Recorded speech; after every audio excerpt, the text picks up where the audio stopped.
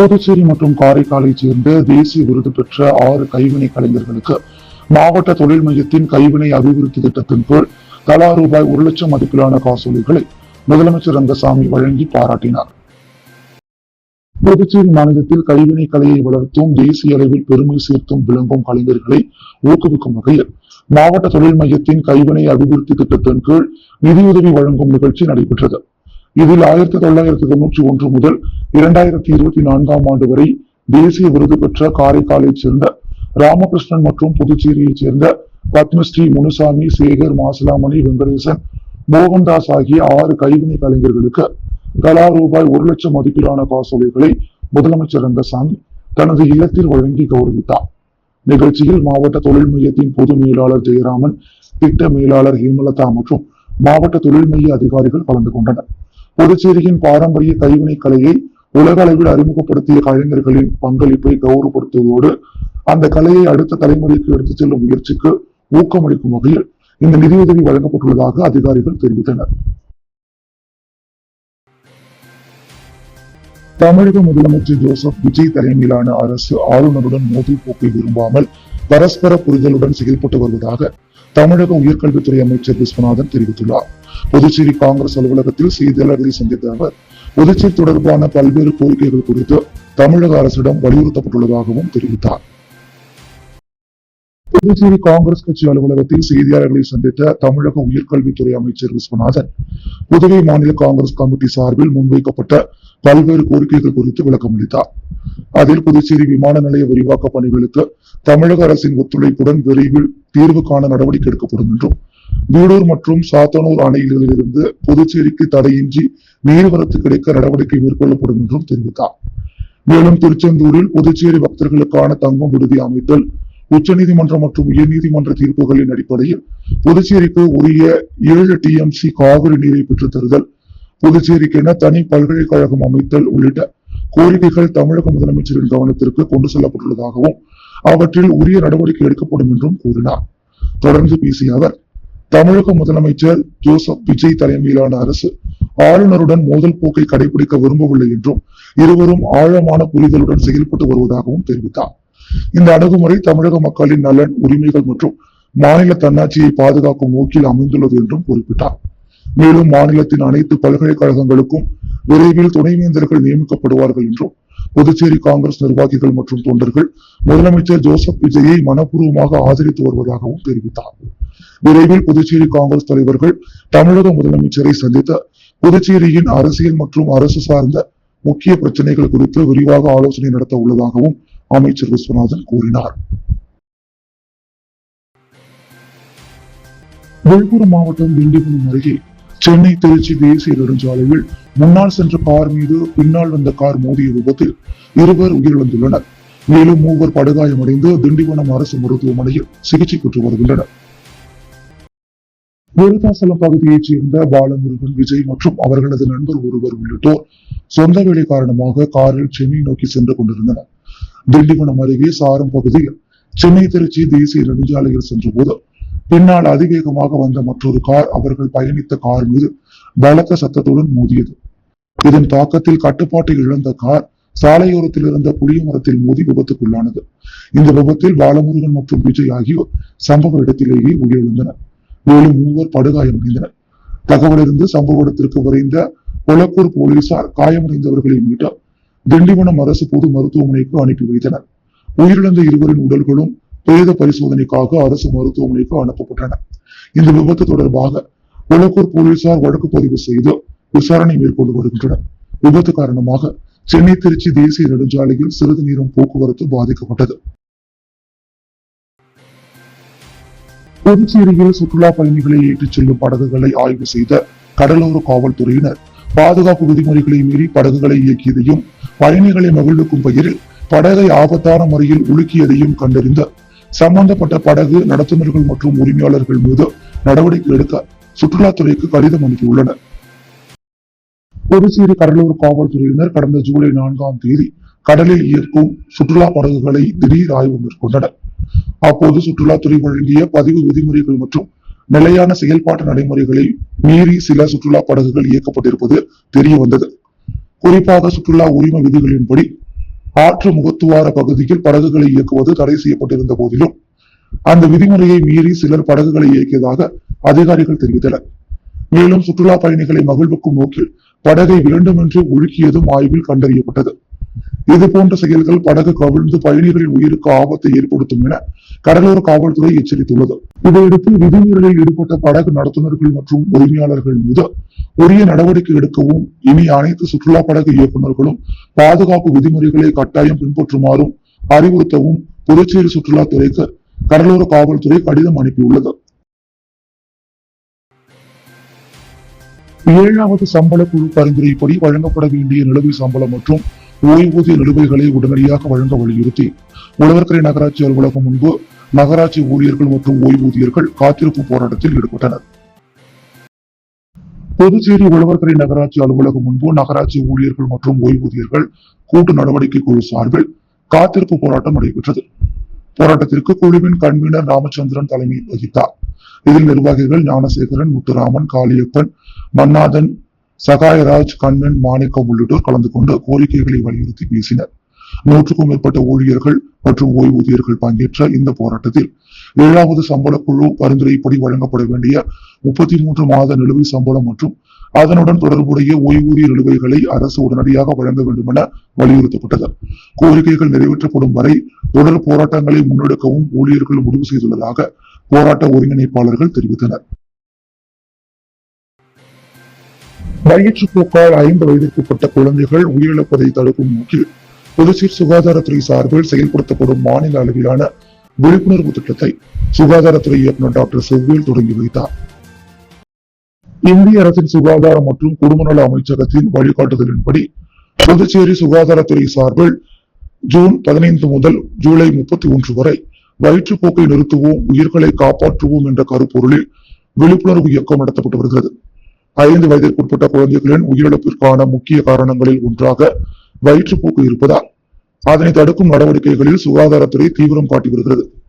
வயிற்றுப்போக்கால் பாதிக்கப்படும் குழந்தைகளுக்கு உடனடியாக ORS கரைசல் வழங்குவதல், துத்தநாக மாத்திரைகள் அளித்தல், போதுமான ஊட்டச்சத்து வழங்குதல் மற்றும் தாமதமின்றி சிகிச்சை பெற செய்வதன் மூலம் உயிரிழப்புகளை தவிர்க்க முடியும் என்று மருத்துவர்கள் வலியுறுத்துகின்றனர். மேலும் 6 மாதங்கள் வரை தாய்ப்பால் மட்டுமே வழங்குதல், அதன் பின்னர் தாய்ப்பாலுடன் இணை உணவுகளை அளித்தல், பாதுகாப்பான குடிநீரை பயன்படுத்துதல், கை கழுவும் பழக்கத்தை கடைபிடித்தல், சுற்றுப்புற சுகாதாரத்தை பேணுதல் மற்றும் தடுப்பூசிகளை முழுமையாக செலுத்திக் கொள்வதும் வயிற்றுப்போக்கை தடுக்கும் முக்கிய வழிமுறைகளாகும். இந்த திட்டத்தின் ஒரு பகுதியாக 5 வயதிற்குட்பட்ட குழந்தைகள் உள்ள வீடுகளுக்கு ஆசா பணியாளர்கள் மூலம் முன்கூட்டியே 2 ORS பாக்கெட்டுகள் மற்றும் 14 துத்தநாத மாத்திரைகள் வழங்கப்படுகின்றன. மேலும் சுகாதாரம் மற்றும் தூய்மை குறித்த விழிப்புணர்வு நிகழ்ச்சிகளும் நடத்தப்பட்டு வருகின்றன. இந்த ஆண்டு புதுச்சேரி மாநிலத்தில் 73,284 குழந்தைகள் இந்த திட்டத்தின் மூலம் பயனடைவார்கள் என சுகாதாரத்துறை தெரிவித்துள்ளது. இந்த மாநில அளவிலான திட்டத்தின் தொடக்க விழாவை சுகாதாரத்துறை இயக்குநர் டாக்டர் செவ்வேல் தொடங்கி வைத்தார். நிகழ்ச்சியில் துணை இயக்குநர்கள் doctor Shamimunnisa Begum, doctor Raghunathan, RCS திட்ட மேலாளர் ஆனந்தலட்சுமி உள்ளிட்டோர் பங்கேற்றனர். புதுச்சேரி சேதராப்பட்டு பகுதியில் செயல்பட்டு வரும் மயிலம் இந்தியா பிரைவேட் லிமிடெட் நிறுவனத்தில் 30 ஆண்டுகளாக பணியாற்றி வந்த 5 தொழிலாளர்கள் முன்னறிவிப்பின்றி பணி நீக்கம் செய்யப்பட்டதாக குற்றச்சாட்டுகள் எழுந்துள்ளன. இதை கண்டித்து CITU தொழிற்சங்கம் தலைமையில் தொழிலாளர்கள் 5வது நாளாக தொடர் தர்ணா போராட்டத்தில் ஈடுபட்டு வருகின்றனர். புதுச்சேரி சேதராப்பட்டு தொழிற்பேட்டையில் இயங்கி வரும் மயிலம் இந்தியா பிரைவேட் லிமிடெட் நிறுவனத்தில் கடந்த 30 ஆண்டுகளாக பணியாற்றி வந்த 5 தொழிலாளர்களை எந்தவித முன் அறிவிப்பும் இன்றி திடீரென பணி நீக்கம் செய்ததாக கூறப்படுகிறது. இந்த நடவடிக்கையை கண்டித்து மயிலம் இந்தியா பிரைவேட் லிமிடெட் தொழிலாளர்கள் நலசங்கம் மற்றும் CITU தொழிற்சங்கத்தின் சார்பில் 50க்கும் மேற்பட்ட தொழிலாளர்கள் நிறுவனம் முன்பு கடந்த 5 நாட்களாக தொடர் தர்ணா போராட்டத்தில் ஈடுபட்டு வருகின்றனர். பணி நீக்கம் செய்யப்பட்ட தொழிலாளர்கள் மீது நிர்வாகம் மேற்கொண்டு வரும் பழிவாங்கும் நடவடிக்கையை உடனடியாக கைவிட வேண்டும் என்றும் 30 ஆண்டுகளாக நிறுவன வளர்ச்சிக்காக உழைத்த 5 தொழிலாளர்களையும் மீண்டும் பணியில் அமர்த்த வேண்டும் என்றும் தொழிற்சங்க நிர்வாகிகள் வலியுறுத்தியுள்ளனர். தொழிலாளர்கள் மீண்டும் பணியில் சேர்க்கப்படும் வரை இந்த தர்ணா போராட்டம் தொடரும் என்றும் CITU தொழிற்சங்க நிர்வாகிகள் தெரிவித்துள்ளனர். நடந்து முடிந்த புதுச்சேரி சட்டமன்ற தேர்தலில் காமராஜர் நகர் தொகுதியில் வெற்றி பெற்ற லட்சிய ஜனநாயக கட்சியின் தலைவரும் தொகுதி சட்டமன்ற உறுப்பினருமான ஜோ சார்லஸ் மார்ட்டின் வீடு வீடாக சென்று பொதுமக்களை சந்தித்து சால்வை அணிவித்து நன்றி தெரிவித்தார். நடந்து முடிந்த சட்டமன்ற தேர்தலில் காமராஜ் நகர் தொகுதியில் பெருவாரியான வாக்கு வித்தியாசத்தில் வெற்றி பெற்றதை தொடர்ந்து தொகுதி மக்களுக்கு நன்றி தெரிவிக்கும் நிகழ்ச்சியை லட்சிய ஜனநாயக கட்சியின் தலைவரும் காமராஜர் நகர் தொகுதி சட்டமன்ற உறுப்பினருமான ஜோஸ் சார்லஸ் மார்டின் தொடங்கினார். முதற்கட்டமாக சாரம் பகுதியில் உள்ள ஸ்ரீ முத்து விநாயகர், சுப்பிரமணிய சுவாமி மற்றும் ஸ்ரீ நாகமுத்து மாரியம்மன் கோவில்களில் சுவாமி தரிசனம் செய்து சிறப்பு வழிபாடு நடத்தினார். அதனைத் தொடர்ந்து பழைய சாரம் உள்ளிட்ட பகுதிகளில் வீடு வீடாக சென்று பொதுமக்களுக்கு சால்வை அணிவித்து சர்க்கரை மற்றும் நாட்டு சர்க்கரை வழங்கி தேர்தலில் அளித்த ஆதரவுக்கு நன்றியை வெளிப்படுத்தினார்.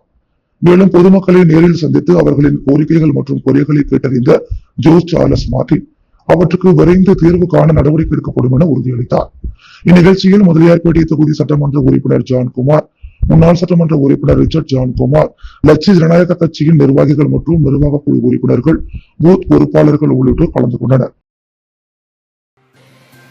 குடிசை மாற்று வாரியம் மூலம் கல்வீடு கட்டும் 53 பயனாளிகளுக்கு முதற்கட்ட தவணை தொகையை அரியாங்குப்பம் சட்டமன்ற உறுப்பினர் ஐயப்பன் பயனாளிகளுக்கு வழங்கினார்.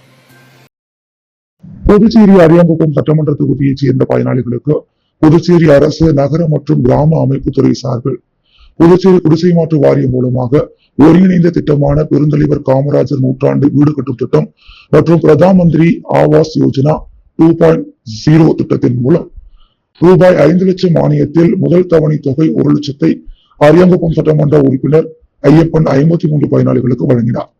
இதில் குடிசை மாற்று வாரிய அதிகாரிகள், தேசிய ஜனநாயக கூட்டணி கட்சி நிர்வாகிகள் கலந்து கொண்டனர். ஏனாம் சிறையில் அடைக்கப்பட்டுள்ள மணி என்ற மணிகண்டனுக்கு அவரது மகனின் உடல்நிலையை கருத்தில் கொண்டு கடுமையான நிபந்தனைகளுடன் 15 நாட்கள் அவசர விடுப்பு வழங்கி உயர்நீதிமன்றம் உத்தரவிட்டுள்ளது. மணி என்ற மணிகண்டன் புதுச்சேரி சிறையிலிருந்து ஓராண்டிற்கு முன்பு ஏனாம் சிறைக்கு மாற்றப்பட்டார். அவருக்கு அவசர விடுப்பு வழங்கி கோரி அவரது மனைவி பத்மாவதி பலமுறை நீதிமன்றத்தை நாடியிருந்தார். மணிகண்டன் தொடர்பான குற்ற வழக்குகள் முடிவடைந்து 27 ஆண்டுகள் கடந்தும் சட்ட சிக்கல்களை காரணம் காட்டி புதுச்சேரி காவல்துறையும் சிறைத்துறையும் அவசர விடுப்பு வழங்கவில்லை என்று மனுவில் தெரிவிக்கப்பட்டது. இந்த நிலையில் மணிகண்டனின் மகன் ஆதித்யா வர்மாவின் உடல்நிலை பாதிக்கப்பட்டுள்ளதை சுட்டிக்காட்டி மீண்டும் உயர்நீதிமன்றத்தில் மனு தாக்கல் செய்யப்பட்டது. மனுவை விசாரித்த உயர்நீதிமன்றம் குழந்தையின் நலனை கருத்தில் கொண்டு மணிகண்டனுக்கு 15 நாட்கள் அவசர விடுப்பு வழங்க உத்தரவிட்டது. மேலும் விடுப்பு காலத்தில் மணிகண்டன் தங்கியிருக்கும் இல்லத்திற்கு ஆயுதம் ஏந்திய காவலர்களுடன் 3 அடுக்கு போலீஸ் பாதுகாப்பு வழங்கப்பட்டுள்ளது. அதே சமயம் குற்ற பின்னணி கொண்டவர்களோ அல்லது நிலுவையில் உள்ள குற்ற வழக்குகளில் தொடர்புடையவர்களோ மணிகண்டனை நேரில் சந்திக்க கூடாது என்றும் உயர்நீதிமன்றம் நிபந்தனை விதித்துள்ளது. புதுச்சேரி மணக்குள விநாயகர் தொழில்நுட்ப கல்லூரி மற்றும் BNI இணைந்து நடத்தும் மெகா வேலைவாய்ப்பு முகாம் 2026 ஜூலை 11ஆம் தேதி நடைபெறுகிறது. 100க்கும் மேற்பட்ட முன்னணி நிறுவனங்கள் பங்கேற்கும் இந்த முகாமில் 10,000க்கும் மேற்பட்ட காலி பணியிடங்கள் நிரப்பப்பட உள்ளன. புதுச்சேரி கலைத்தீர்த்தாக்குப்பத்தில் உள்ள மணக்குள விநாயகர் தொழில்நுட்ப கல்லூரி மற்றும் BNI அமைப்பு இணைந்து மெகா வேலைவாய்ப்பு முகாம் 2026 நடத்துகிறது. இது குறித்த செய்தியாளர் சந்திப்பு இன்று நடைபெற்றது. வரும் ஜூலை 11ஆம் தேதி MGI வளாகத்தில் காலை 9 மணி முதல் மாலை 3 மணி வரை நடைபெறும் இந்த வேலைவாய்ப்பு முகாமில் புதுச்சேரி, திண்டிவனம், விழுப்புரம், கடலூர் மற்றும் சுற்றுவட்டார பகுதிகளில் சேர்ந்த ஆயிரக்கணக்கான வேலை தேடுபவர்கள் பங்கேற்பார்கள் என எதிர்பார்க்கப்படுகிறது. தகவல் தொழில்நுட்பம், உற்பத்தி, வங்கி, நிதி, விற்பனை மற்றும் சேவை துறை உள்ளிட்ட பல்வேறு பிரிவுகளில் சேர்ந்த 100க்கும் மேற்பட்ட முன்னணி நிறுவனங்கள் பங்கேற்கும் இந்த முகாமில் 10,000க்கும் மேற்பட்ட காலி பணியிடங்கள் நிரப்பப்பட உள்ளதாக தெரிவிக்கப்பட்டுள்ளது. இதுவரை 2,000க்கும் மேற்பட்டோர் இந்த வேலைவாய்ப்பு முகாமில் பங்கேற்க பதிவு செய்துள்ளனர். செய்தியாளர் சந்திப்பில் பேசிய மணக்குள விநாயகர் தொழில்நுட்ப கல்லூரி முதல்வர் டாக்டர் மலர்கண், மாணவர்களின் வேலைவாய்ப்பு திறனை மேம்படுத்தவும் கல்விக்கும் தொழில்துறைக்கும் இடையேயான இடைவெளியை குறைக்கவும் கல்லூரி தொடர்ந்து பல்வேறு முயற்சிகளை மேற்கொண்டு வருவதாக தெரிவித்தார். BNI புதுச்சேரி நிர்வாக இயக்குனர் இளங்கோ பேசுகையில், இந்த மெகா வேலைவாய்ப்பு முகாம் இளைஞர்களுக்கு வேலை மற்றும் பயிற்சி வாய்ப்புகளை பெற சிறந்த தளமாக அமையும் என்றும் அதிகமானோர் இந்த வாய்ப்பை பயன்படுத்திக் கொள்ள வேண்டும் என்றும் கேட்டுக்கொண்டார். முகாமிற்கான அனைத்து ஏற்பாடுகளையும் MGI கல்லூரியின் வேலைவாய்ப்பு துறையும் துறை ஒருங்கிணைப்பாளர்களும் தீவிரமாக மேற்கொண்டு வருகின்றனர்.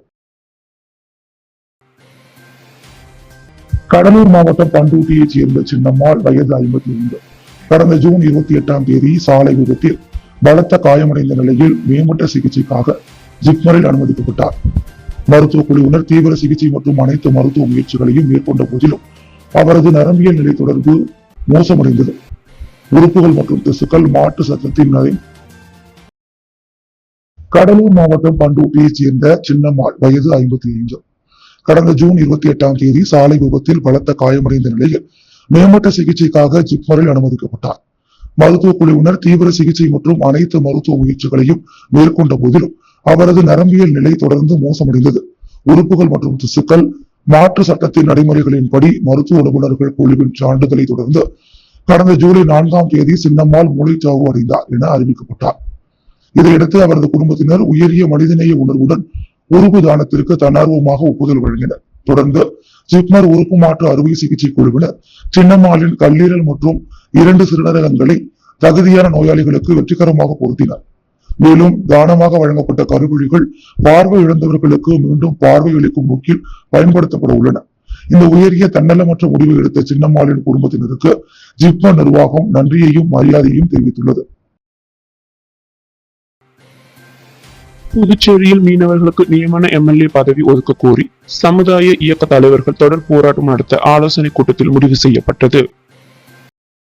புதுச்சேரியில் 3வது பெரிய சமுதாயமாக உள்ள மீனவர்கள் தேர்தலில் போட்டியிட்டு சட்டமன்றத்திற்கு செல்ல முடியாத சமூகமாக இருப்பதை தெரிவித்து நியமன எம்எல்ஏ பதவி இச்சமுதாயத்தை சேர்ந்த ஒருவருக்கு ஒதுக்க வேண்டும் என்று கூறி கடந்த வாரம் மீனவம் காப்போம் அமைப்பின் தலைவர் செல்வா சுதேசி மில் அருகில் 3 நாள் உண்ணாவிரதம் மேற்கொண்டார். இந்த உண்ணாவிரத போராட்டத்தை தொடர்ந்து அனைத்து கட்சி மீனவ தலைவர்கள், சமுதாய பஞ்சாயத்து மற்றும் இயக்க தலைவர்கள் நேற்று யூனிட்டி பார்க்கில் ஒன்று கூடி அடுத்த கட்ட நகர்வு குறித்து ஆலோசனை கூட்டம் நடத்தினார்கள். இந்த கூட்டத்தை மீனவர் ஒருவருக்கு நியமன சட்டமன்ற உறுப்பினர் பதவியை பெறும் வரை தொடர் போராட்டம் நடத்துவது என முடிவு செய்து முதல் கட்டமாக புதுச்சேரியின் கவர்னரை நேரில் சந்தித்து மனு கொடுப்பது, சட்டமன்ற உறுப்பினர்களை சந்தித்து மனு கொடுப்பது, நியமன சட்டமன்ற உறுப்பினர் கேட்டு மீனவர்கள் 100 பேருடன் டெல்லியில் சென்று போராட்டம் நடத்துவது என அனைத்து மீனவ கிராமங்களையும் ஒன்றிணைத்து மீன்பிடி வேலை நிறுத்தம் செய்வது என தொடர் போராட்டம் மேற்கொள்வது என ஏகமனதாக தீர்மானம் நிறைவேற்றப்பட்டது. இந்த கூட்டத்தில் கனக செட்டிக்குளம் முதல் மூர்த்திக்குப்பம் வரையிலான மீனவ இயக்க தலைவர்கள், கிராம பஞ்சாயத்து நிர்வாகிகள், அனைத்து கட்சி நிர்வாகிகள் என 50க்கும் மேற்பட்டோர் கலந்து கொண்டனர்.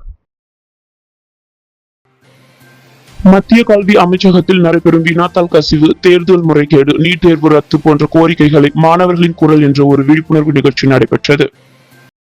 மத்திய கல்வி அமைச்சகத்தில் நடைபெறும் வினாத்தாள் கசிவு, தேர்வு முறைகேடு, நீட் தேர்வு ரத்து போன்ற கோரிக்கைகளை முன்வைத்து இந்தியா முழுவதும் பாராளுமன்ற எதிர்க்கட்சி தலைவர் ராகுல் காந்தி மாணவர்களின் குரல் என்ற ஒரு விழிப்புணர்வு நிகழ்ச்சியை நடத்தி வருகிறார். அந்த வகையில் புதுச்சேரி மாநிலம் அரியாங்குப்பம் சட்டமன்ற தொகுதி முருகம்பாக்கத்தில் மாணவர்களின் விழிப்புணர்வை ஏற்படுத்திய போது நிகழ்ச்சிக்கு மாநில செயலாளர், அரியாங்குப்பம் சட்டமன்ற தொகுதி பொறுப்பாளர் விஜயலட்சுமி ஜெயமூர்த்தி முன்னிலை வகித்தார். நிகழ்ச்சியில் புதுவை பிரதேச காங்கிரஸ் கமிட்டி தலைவர் வைத்தியலிங்கம், முன்னாள் முதலமைச்சர் நாராயணசாமி ஆகியோரது தலைமையில் முன்னாள் துணை சபாநாயகர் MNR பாலன், இளைஞர் காங்கிரஸ் தலைவர் அனந்த் பாபு, மாணவர் காங்கிரஸ் தலைவர் ஹர்ஷவர்தன் மற்றும் மாநில, மாவட்ட, வட்டார காங்கிரஸ், இளைஞர் காங்கிரஸ், மாணவர் காங்கிரஸ், மகிழா காங்கிரஸ் நிர்வாகிகள், தொண்டர்கள் 100க்கும் மேற்பட்டோர் கலந்து கொண்டனர். அரியாங்குப்பம் தொகுதி என்ஆர் காங்கிரஸ் கட்சி நிர்வாகி அருள் பிறந்தநாள் விழா நலத்திட்ட உதவிகள் வழங்கி சிறப்பாக கொண்டாடப்பட்டது. அரியாங்குப்பம் தொகுதி என்ஆர் காங்கிரஸ் கட்சி நிர்வாகியும் சமூக சேவகருமான அருள் பிறந்தநாள் விழாவை முன்னிட்டு அரியாங்குப்பம் சட்டமன்ற உறுப்பினர் ஐயப்பன் பொன்னாடை அணிவித்து வாழ்த்து தெரிவித்தார். தொடர்ந்து அரியாங்குப்பம் பிரம்மன் சதுக்கம் அருகே கேக் வெட்டி இனிப்புகள் வழங்கி பிறந்தநாள் விழா கொண்டாடப்பட்டது. இவ்விழாவில் 500க்கும் மேற்பட்ட ஏழை எளிய மக்களுக்கு அன்னதானம் வழங்கப்பட்டது. மேலும் வயது முதிர்ந்த பெண்களுக்கு புடவைகள் உள்ளிட்ட நலத்திட்ட உதவிகள் வழங்கப்பட்டன. இந்நிகழ்ச்சியில் சமூக சேவகர் கருணா, அதிமுக தொகுதி கழக செயலாளர் ராஜா ஆகியோர் சிறப்பு விருந்தினராக கலந்து கொண்டு சால்வை அணிவித்து வாழ்த்து கூறினார். மேலும் இந்நிகழ்ச்சியில் முதலியார்பேட்டை அனிதா நகர் பகுதியை சேர்ந்த பாஸ்கர், வேல்முருகன், பெரியசாமி, பாண்டி, விக்ரம், பாண்டியன், சக்தி உள்ளிட்ட கட்சி நிர்வாகிகள், பொதுமக்கள் பலர் கலந்து கொண்டு சால்வை அணிவித்து வாழ்த்து தெரிவித்தனர். புதுச்சேரி கருவடிக்குப்பம் பிரதான சாலையில் அமைந்துள்ள ஸ்ரீ சந்திரமதி தாயார் உடனுரை ஸ்ரீ ஹரிச்சந்திர சுவாமி காசி விசாலாட்சி உடனுரை காசி விஸ்வநாதர் ஆலயத்தின் 1ஆம் ஆண்டு விழாவையொட்டி பால்குட ஊர்வலம் நடைபெற்றது. புதுச்சேரி கருவடிக்குப்பம் பிரதான சாலையில் அமைந்துள்ள ஸ்ரீ சந்திரமதி தாயார் உடனுரை ஸ்ரீ ஹரிச்சந்திர சுவாமி காசி விசாலாட்சி உடனுரை காசி விஸ்வநாதர் ஆலயத்தின் 1ஆம் ஆண்டு விழாவையொட்டி விழா கருவடிக்குப்பம் பழைய காவல் நிலையம் அருகே நடைபெற்றது. தொடர்ந்து உள்ள சுந்தர விநாயகர் ஆலயத்தில் இருந்து பால்குட காசி ஊர்வலம் நடைபெற்றது. விசாலாட்சி உடனுரை காசி விஸ்வநாதர் மற்றும் சந்திரமதி தாயார் உடனுரை ஹரிச்சந்திர சுவாமிக்கு பக்தர்களால் சிறப்பு பால் அபிஷேகம் நடைபெற்றது. அதைத் தொடர்ந்து சுவாமிகளுக்கு சிறப்பு அலங்காரம் செய்யப்பட்டு மகா தீபாராதனை நடைபெற்றது. பின்னர் ஆலயத்தில் பக்தர்களுக்கு அன்னதானம் வழங்கப்பட்டது. சந்திரமதி தாயார் உடனுரை ஹரிச்சந்திர மகாராஜா சுவாமியின் திருக்கல்யாண வைபவத்தில் பக்தர்கள் கலந்து கொண்டு சுவாமி தரிசனம் செய்தனர். தொடர்ந்து வான வேடிக்கையுடன் சுவாமி திருவுதி உலா நடைபெற்றது. இதில் பக்தர்கள் பங்கேற்று வழிபட்டனர். அன்றாட செய்திகளை உடனுக்குடன் தெரிந்து கொள்ள பாண்டி ஹெட்லைன்ஸ் சேனலுக்கு சப்ஸ்கிரைப் செய்து கொள்ளுங்கள்.